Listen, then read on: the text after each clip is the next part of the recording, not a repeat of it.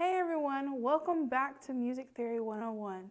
In today's video, we're going to be talking about the glossary of music theory. Here are some important terms referring to the intervals that you are going to come across. If you ever forget what they mean, you can come back to this video for reference. So the first word that we're going to be talking about is augmented. If an interval is increased by one semitone, it is augmented. This generally doesn't apply to major or minor intervals, but the perfect intervals. For example, C to G sharp is an augmented fifth because C to F sharp is an augmented fourth. An augmented chord, or an augmented triad, is a major triad with an augmented fifth. So a C augmented chord has the notes C, E, and G sharp. The next word that we're going to be talking about is compound. An interval is compound if it is bigger than an octave. For example, if I play a C and the E an octave higher, then that is a compound major third. It's also called a tenth. The next word we're going to be talking about is consonants. A consonant interval is one that is generally considered pleasing to hear. Unison,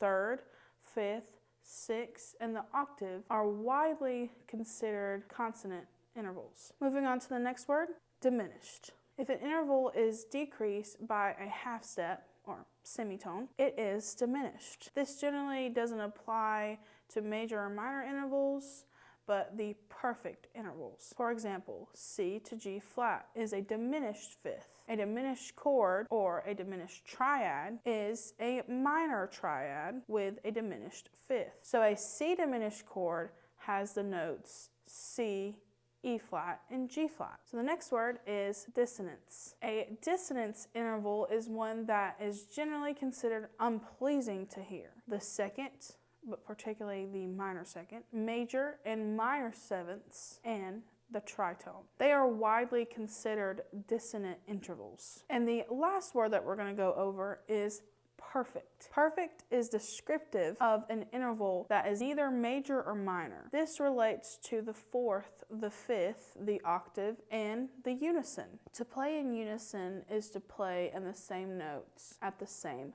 pitch. Thank you guys so much for watching. The reason why I wanted to go over this glossary is to get you ready for the interval video that I'm going to be making, so you can be looking for if any of these words apply to a certain interval. So stay tuned for that video.